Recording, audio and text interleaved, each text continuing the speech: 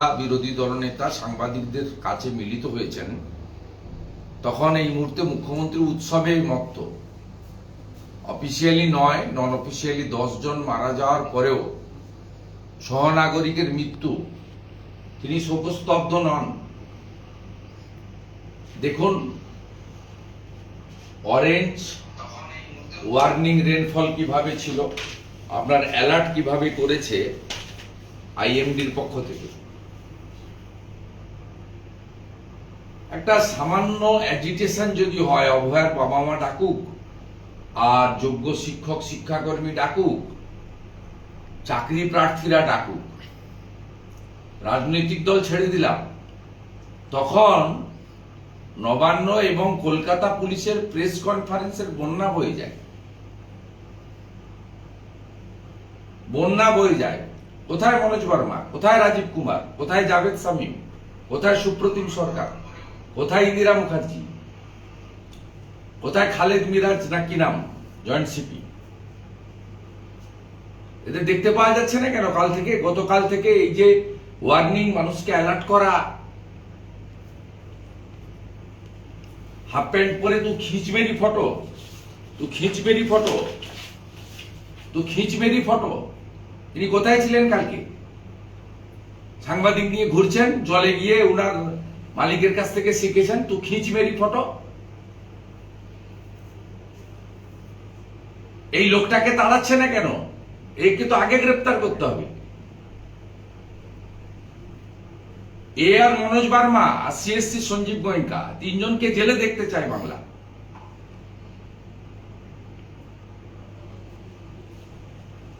আপনাকে বলি, আমরা সনাতন ধর্মে বিশ্বাস করি। দেবী মা দুর্গা, তার অভিশাপে এটা হয়েছে। পিতৃপক্ষে পুজো উদ্বোধন, হিজাব পরে পূজা উদ্বোধন মা দুর্গা মেনে নেননি। খুব পরিষ্কার ভাবে আপনাদের বলছি, শনিবার দিন পিতৃপক্ষে যে 3টে পুজো উনি উদ্বোধন করেছিলেন, তার মধ্যে হাতিবাগানে হিজাব পরে, বৃষ্টি পড়লে ছাতা মাথায় রাখতো, কান বের করে রেখে কেউ বৃষ্টি আটকায় না।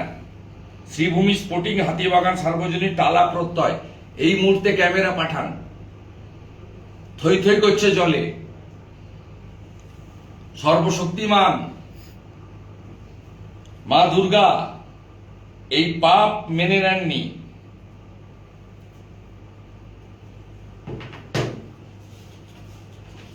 মারা গেছে যারা, তাদের সম্পর্কে কলকাতা পুলিশের কোনো প্রেস স্টেটমেন্ট নেই, এফআইআর নেই। 6:30 বেজে 7টা বাজতে যায়। যারা মারা গেছে, Firoz Ali Khan, 16A Sundari Mohan avenue, Kolkata 14, Beniapukur police station. আমি ডিক্লেয়ার করছি list. Pranatosh Kundu, son of late Harlal Kundu, Jitendra Singh, Hossain Shah road,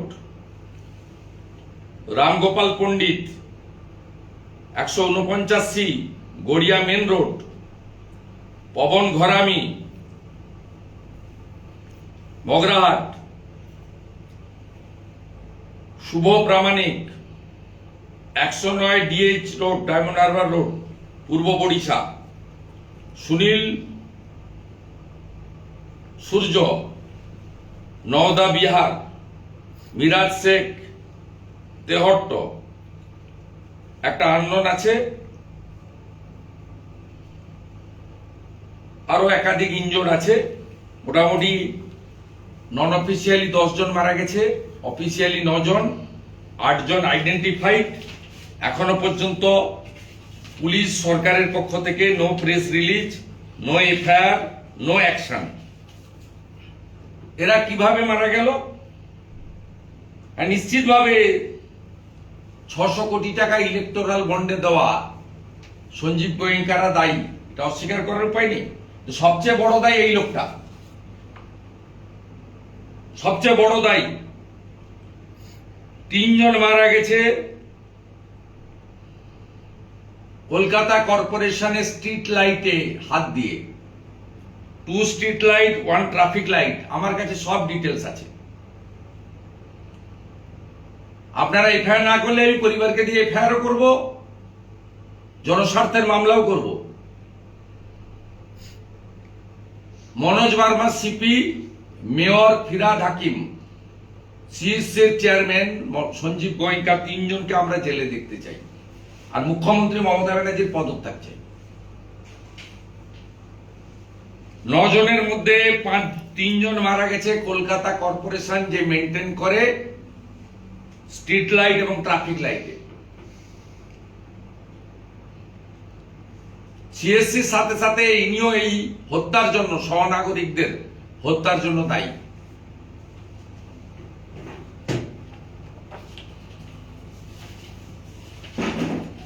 আমরা এই পরিস্থিতি স্বাভাবিক হওয়ার সাথে সাথে যা যা করণীয় কাজ প্রতিবাদও হবে। সহনাগরিকদের মৃত্যুর জন্য যারা অভিযুক্ত তাদের বিরুদ্ধে ব্যবস্থা গ্রহণের জন্য যা যা করার তা করা হবে। এবং সেই পরিবারগুলির পাশেও আমি সকলকে আবেদন করব, যেহেতু সরকার এখনো পর্যন্ত পাশে দাঁড়ায়নি, সিএসসি কর্পোরেশনের পক্ষ থেকে উপযুক্ত কোনো ঘোষণা হয়নি, যদিও মৃত্যু কোনো ক্ষতিপূরণ দিয়ে হয় না। আমি দাবি করব শুধু মমতা ব্যানার্জির ওই রিড অ্যান্ড রাইটের 10,000 টাকার কন্ট্রাকচুয়াল চাকরি নয়, প্রত্যেকটি ক্ষতিগ্রস্ত পরিবারকে ক্লার্কের চাকরি দিতে হবে গ্রুপ সি, এবং 1 কোটি টাকা করে ক্ষতিপূরণ কলকাতা রাজ্য সরকারকে, 1 কোটি টাকা করে ক্ষতিপূরণ সিএসসি কে, এবং 1 কোটি টাকা করে ক্ষতিপূরণ কলকাতা কর্পোরেশনের লোন ফান্ড থেকে দিতে হবে। এই মৃত্যুর জন্য যদি কেউ দায়ী থাকেন, তার নাম হলো পশ্চিমবাংলার অপদার্থ মুখ্যমন্ত্রী মমতা বন্দ্যোপাধ্যায়। এবং প্রপারলি আইএমডি জানানো সত্ত্বেও যারা গণতান্ত্রিক আন্দোলনকে কণ্ঠরোধ করার জন্য যে পুলিশের তৎপরতা দেখা যায়, তাদের উদ্যোগে, কর্পোরেশনের উদ্যোগে এবং ডিজাস্টার ম্যানেজমেন্টের যারা যারা আছেন তাদের উদ্যোগে কিছু না দেখানোর, মানে সতর্কতা না নেওয়ার ফলে আজকে এতগুলো 10 জন সহনাগরিককে আমাদের কলকাতার মতো শহরে আজকে তারা প্রাণ হারালেন। বা আমি বলবো এটা পরোক্ষভাবে খুনি এই রাজ্য সরকারের দ্বারা, তৃণমূল কংগ্রেস পরিচালিত কর্পোরেশন, এবং তারা যাদের কাছ থেকে সবচেয়ে বেশি অর্থনৈতিকভাবে বেনিফিট হয়েছে ইলেকটোরাল বন্ডে, হলদিয়া এনার্জির নাম করে যাদের 600 কোটি টাকা শুধু বন্ডেই পাওয়া গেছে। এর বাইরেও মুখ্যমন্ত্রীর বিদেশ সফর থেকে শুরু করে সব জায়গায় এরা থাকে, এরা মুখ্যমন্ত্রীর ভীষণ ক্লোজেস্ট। এদের জন্যই এই ঘটনা ঘটেছে। শুধু কলকাতা কর্পোরেশন এলাকা নয়, কলকাতা কর্পোরেশন এলাকার বাইরেও উত্তর 24 পরগনার শাসনে একজন সামান্য বেতন পাওয়া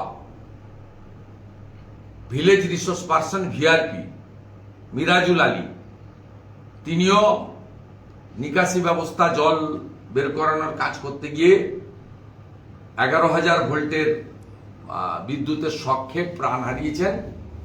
এক্ষেত্রেও উপযুক্ত ক্ষতিপূরণ দাবি আমি করছি।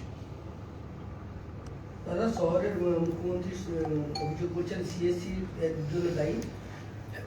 মুখ্যমন্ত্রী নিজে দায়ী। মুখ্যমন্ত্রী কেন প্রেসে জানিয়েছেন যে এটা মানে বৃষ্টি, আকাশ ভাঙা বৃষ্টি হয়েছে, এগুলো পাহাড়ি এলাকায় হয়, যেটাকে বলে রেনবাস্ট, গুলো পাহাড়ি এলাকায়। উত্তরাখণ্ড হয়েছে, হিমাচলে হয়েছে, জম্মু কাশ্মীরের একটা পার্টে হয়েছে, সিকিমে হয় মাঝে মাঝে। এখানে আবার কি, তো বলে দিয়েছিল আইএমডি,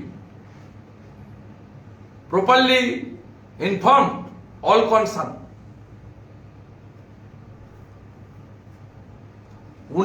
উনার এই যে মা দুর্গা, এই যে পিতৃপক্ষে গিয়ে একটা বিশেষ ভোট ব্যাংকে বার্তা দেওয়ার জন্য যেভাবে তিনি শক্তি দায়িনী রূপং দেহি যশ দেহি দিশ যেহি জহি, মাকে যেভাবে মানে অপমান করেছেন, পরম শক্তিশালী মা এটা ভালোভাবে নেননি। পিতৃপক্ষে উদ্বোধন এবং হিজাব পরে কাঁচি নিয়ে উদ্বোধন, এর ফল ভোগ করতে হচ্ছে কলকাতার মানুষকে এবং বাংলার মানুষকে। দাদা, সিএসসি বলছে এই মৃত্যুদায় আমাদের নয়, মেয়র বলছেন আদিগঙ্গার এই জল কোথায় যাবে, মুখ্যমন্ত্রী বলছেন এত বৃষ্টি দেখেননি, তাহলে মৃত্যুর দায় কার? তাহলে এই মৃত্যুর দায় কার? প্রকৃতি না সিস্টেম? এই মৃত্যুর দায় কার? দায়িত্ব মুখ্যমন্ত্রী। মুম্বাইতে গণেশ চতুর্থীর আগে জল হয়েছিল, কে মারা গেছে নাম বলুন তো? মুম্বাই সিটিতে জল হয়েছিল ওয়াটার লকিং। উনি 14 বছর 6 মাস আছেন। খেলা মেলা ভাতা, মদের দোকান, তোষণ এইসব করে বাংলাকে শেষ করে দিয়েছেন, বড় বড় কথা বলছেন। এটা ছাড়া হবে না, এটা চলবে, পুজোও চলবে, সাথে সাথে এর প্রতিবাদও হবে। মুখ্যমন্ত্রী আরো বলছেন যে ডিবিসির জন্য, তাই ডিবিসি ড্রেসিং না করার জন্য এই গঙ্গার জল। ডিবিসির সঙ্গে সম্পর্ক কি এর? এ তো অদ্ভুত কথাবার্তা। আপনারা টিভিতেও ওইসব দেখান, উনি ফিড দেন, এগুলো দেখান আপনারা। আপনারা টক শো বসাচ্ছেন এখানে। ডিবিসির সঙ্গে আদিগঙ্গা বা এই এর সঙ্গে সম্পর্ক কি? এই বৃষ্টির সঙ্গে? কিন্তু ডিবিসি এলাকার মধ্যেই পড়ে না। ডিবিসি এলাকা তো চিহ্নিত নিম্ন দামোদর এলাকা। আপনি যেখানে বসে আছেন, এটা ডিবিসির জল ছাড়লে এখানে এসে এন্ড হয়। এই রূপনারায়ণে এসে, এখানে কংসাবতী থেকে রূপনারায়ণে এসে, হলদি নদীতে এসে, বঙ্গোপসাগরের মোহনাতে আমরা বসে আপনাদেরকে বাইট দিচ্ছি। এর সঙ্গে কলকাতার কি সম্পর্ক নেই? এর সঙ্গে ফারাক্কার কি সম্পর্ক আছে? উনি এইসব কথাবার্তা আজকে বলেছেন, আর আপনারাও মিনিটের পরে মিনিট ধরে এগুলো শোনাতে থাকেন অ্যাডভার্টাইজমেন্টের লোভে।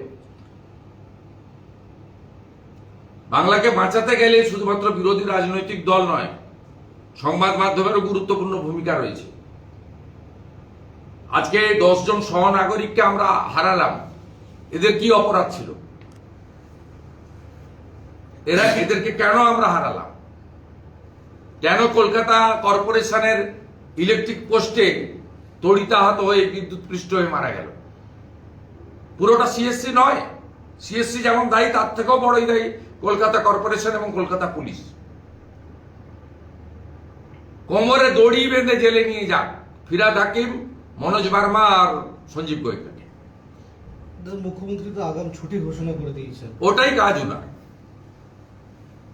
৮,২০০ স্কুল বন্ধ, ৬,৮৮৮ কারখানা বন্ধ। উনি ছুটি দিতে পারলেই মনে করেন মানুষ খুশি হয়।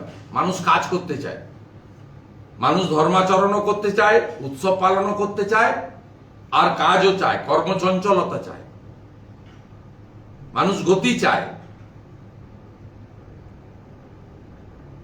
কোন বাড়ির গার্ডিয়ান বা স্টুডেন্টসরা এই এত উপর্যুপরি ছুটিতে খুশি হয় না। গিয়ে কথা বলবেন, উত্তর দিয়ে দিবেন।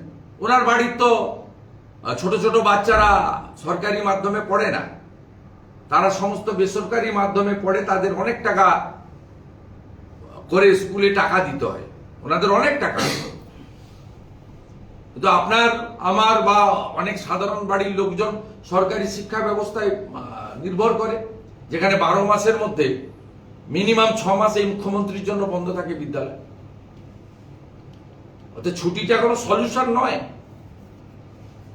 আর উনি ড্রেজিং এর কথা বলছেন, ড্রেজিংটা তো প্রথম করা উচিত উনার বাড়ি থেকে। উনি নিজে তো কালীঘাটের নালাটাকে জবরদখল করে নিয়ে বসে আছেন। আপনারা তো ছবি তুলতে পারবেন না। উনার বাড়ির পিছনে আমাদের পূর্ব মেদিনীপুরের একজন লোকের জমি ছিল, 4 কাঠা জমি, তাকে ভ্যাকেট করিয়েছে, ওখানে বাড়ি করবে। আবার আমার কাছে সব তথ্য আছে। বাড়ির পিছনে পুরো কালীঘাটের নালাটাকে কমপ্লিটলি চোখ করে দিয়েছে জবরদখল করে। প্রথম তো ওইখান থেকে শুরু হওয়া উচিত, তারপরে তো চলে যাওয়া উচিত সুজিত বসু যে দখল করে রেখেছে লেক টাউন, দত্তাবাদ। তো ক্যালকাটা নালা তো নেই, পুরো কলকাতা খাল যেটা, পুরো খাল তো করে বেচে, প্লট করে কোটি কোটি টাকা বেচে দিয়েছে। শপিং মল থেকে শুরু করে, বার থেকে শুরু করে, রিয়েল এস্টেটের প্রমোটিং থেকে শুরু করে কিছু বাকি রেখেছে নাকি? এই মুখ্যমন্ত্রী 2011 থেকে অদ্যাবধি তার নেতৃত্বে একদম বারাসাত থেকে একদম আমতলা পর্যন্ত এই বিস্তীর্ণ এলাকা, ম্যাক্সিমামটাই কলকাতা কর্পোরেশনের, কিছুটা কেএমডি এর এলাকা। এই এলাকাতে 5000-এর বেশি জলাশয় বন্ধ হয়েছে এদের নেতৃত্বে। কোথাও কোনো পুকুর নেই, আর একটা পুকুর সেটাকে যদি বুঝিয়ে কোনো ডেভেলপমেন্টের কাজ হয় বা কোনো ব্যক্তি তার বাড়ি তৈরি করে আইনে পরিষ্কার আছে, তাকে সমপরিমাণ ওই এলাকায় পুকুর খনন করে দিতে হয়। আপনি দেখাতে পারবেন? প্রকৃতির উপর অত্যাচার করেছেন, মা দুর্গাকে অপমান করেছেন, সনাতন হিন্দু ধর্মকে বৃদ্ধাঙ্গুষ্ঠ দেখিয়েছেন, তাই আজকে পাপের ফল ভোগ করতে হচ্ছে। 10 জন সহনাগরিককে হারাতে হলো। ক্ষতিপূরণের সাথে সাথে কলকাতা কর্পোরেশন, সিএসসি এবং কলকাতা পুলিশের দৃষ্টান্তমূলক শাস্তি দাবি করছি রাজ্যের বিরোধী দলনেতা হিসেবে, এবং সমস্ত ক্ষতিগ্রস্ত পরিবার পাশে আমরা থাকব।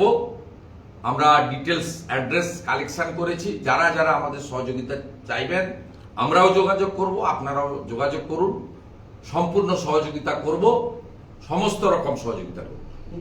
মুখ্যমন্ত্রী মমতা বন্দ্যোপাধ্যায় বলছেন যে দুর্যোগ নিয়ে যারা রাজনীতি করছে তাদের দিকে আমি ধিক্কার জানাই। উনি যে আজকে কথা বলছেন, উনার আজকে তো মৌনব্রত পালন করা উচিত ছিল। উনার দোকান কাটা, লাজ নেই লজ্জা নেই, আমার কাছে হেরেও মুখ্যমন্ত্রী হন, ওই জন্য আজকে এসব বড় বড় কথা বলছেন। উনি যদি সত্যিকারের মানব দরদী মুখ্যমন্ত্রী হতেন, তিনি সিএসসির বিরুদ্ধে এফআইআর এর নির্দেশ দিতেন, কলকাতা নগরপালকে এবং কলকাতার মেয়রকে সরিয়ে দিতেন, পদত্যাগ করতে নির্দেশ দিতেন।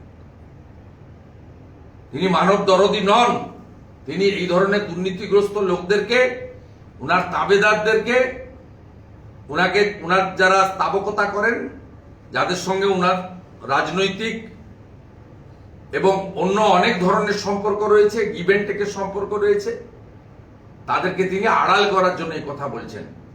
এবং এই মুখ্যমন্ত্রীর মধ্যে কোনো সংবেদনশীলতা, মানবতা, মমত্বতা নেই বলে কলকাতার মতো নগরে, মহানগরে 10 জন সহনাগরিকের দুঃখজনক মর্মান্তিক মৃত্যুর পরেও উনি ভার্চুয়ালি পুলিশকে দিয়ে পুজো উদ্বোধন করাচ্ছেন।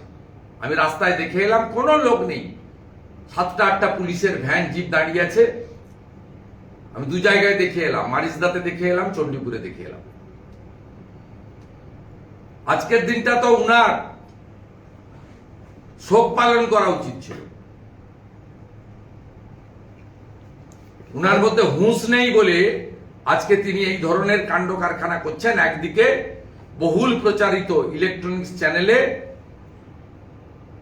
তিনি মিথ্যার ফুলঝুরি ছড়াচ্ছেন, সোশ্যাল মিডিয়াতে আইপ্যাককে দিয়ে মিথ্যা কথাগুলো পোস্ট করাচ্ছেন, অন্যদিকে দুঃখের লেশমাত্র বিসর্জন দিয়ে লজ্জার মাথা খেয়ে তিনি পুজো উদ্বোধন করছেন।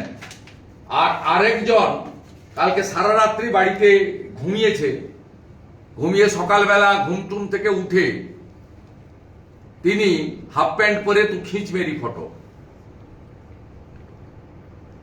ঝাড়ে তো একটাই বাস হয়, উনি ঘাটালে এসে শুকনো ডাঙ্গা থেকে জলে নেমে তু খিঁচ মেরি ফটো করেন। মালিক করলে তার কর্মচারীরা তো করবেই, মালিককে দেখেই কর্মচারীরা শেখে। দেখুন তো খিঁচ মেরি ফটো, ভালো করে এই ছবিগুলো ছড়ান, ভালো করে। 10 জন মরে যাওয়ার পরে, কলকাতা ভেসে যাওয়ার পরে, সব স্কুল, কলেজ, ইউনিভার্সিটি, দোকান, অফিস, কর্পোরেট, পুজোর বাজার, পুজো, প্রতিমা, প্যান্ডেল সব ভেসে যাওয়ার পরে ইনি বেরিয়েছেন তো খিঁচ মেরি ফটো। দাদা পৌরমন্ত্রী বলছেন যে আমরা যেখানেই জল ফেলি সেগুলো পড়বে কলকাতার খালগুলোয়, সেগুলো সবগুলোই টই টম্বু। ওকে জেলে দেখতে চাই। আজকে মৃত্যুর জন্য ও দায়ী। সব সিএসসির ইলেকট্রিকে হয়নি, সিএসসিরও কিছু ইলেকট্রিকের জন্য হয়েছে, আর সব পোস্টে হাত লেগে যেগুলো মৃত্যু হয়েছে তার জন্য ফিরাদ হাকিম চাই। সমস্ত ইলেকট্রিক স্ট্রিট লাইট পোস্ট এবং traffic post maintain by the KMC Kolkata municipal corporation. আমি তথ্য নিয়ে ডাটা নিয়ে একটু সময় নিয়ে আপনাদের সামনে মুখোমুখি হয়েছি।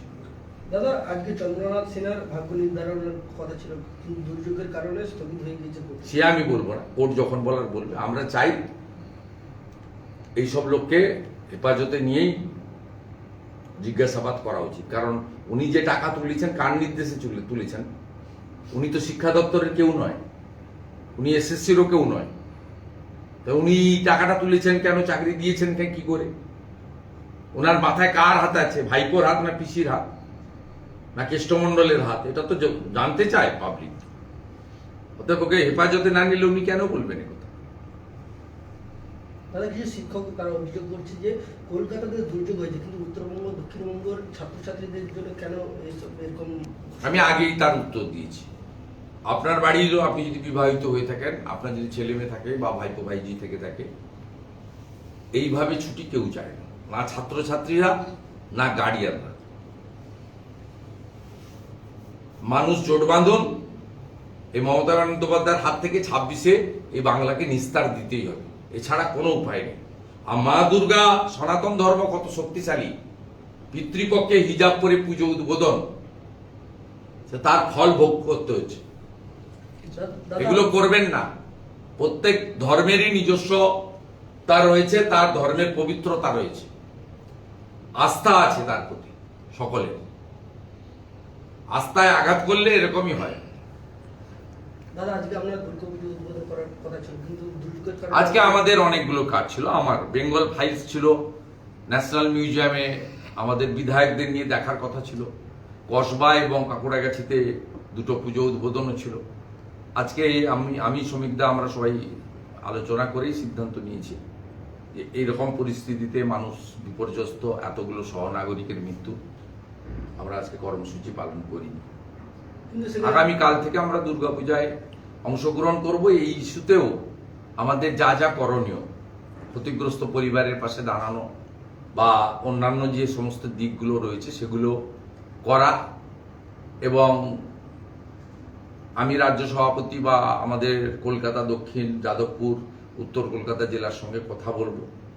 আমাদের কর্মসূচিও কলকাতা কেন্দ্রিক কিছু কিছু নিতে হবে। নিশ্চিতভাবে পুজোর আয়োজক এবং বাঙালি হিন্দুদের সবচেয়ে বড় পুজো এটা, সেটাকে হ্যাম্পার না করেও এই পীড়িতদের পাশে দাঁড়ানো এবং এই ইস্যুটাকে যাতে পার না পেয়ে যায় মমতা বন্দ্যোপাধ্যায়, তার সরকার, তার কর্পোরেশন, তার প্রশাসন, তার পুলিশ, তার কর্পোরেট, সেটাও আমাদের নজরে থাকবে, আমরা করব। দাদা পাঁশকুড়া সকালে যত ইস্যু যাচ্ছে, জাহির আব্বাসের নতুন নতুন তথ্য উঠে সেটা কি বলবেন? জাহির আব্বাস, আমি ওখানে গিয়ে বলে এসেছি তো ওই দিন। দাদা এই যে জাহির আব্বাস 3-4 লক্ষ টাকা নিত, চাকরি বিক্রি করতো, 18 বছর আগেও একটা ধর্ষণ কাণ্ডে জড়িয়েছিল, পরের পর কুকির বড় নেতা, তৃণমূলের মাথায় হাত আছে। নতুন নতুন তথ্য উঠে আসছে জাহির সম্বন্ধে। আসবেই তো, কদিন পরে জামিনও পেয়ে যাবে। আজকে ফরেনসিক টিম হয়েছে। আপনি নবদ্বীপে দেখলেন না, খুন করে দিল 4 জন, পালিয়ে গেল। কালকে আমরা বড় মিছিল ডেপুটেশন বিক্ষোভের পরে একজনকে ধরেছি।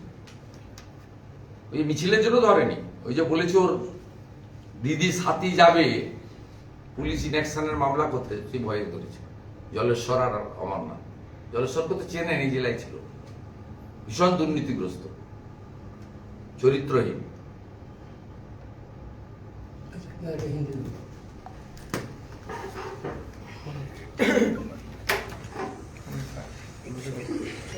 তোমরা চাকরি নিয়ে নেবো।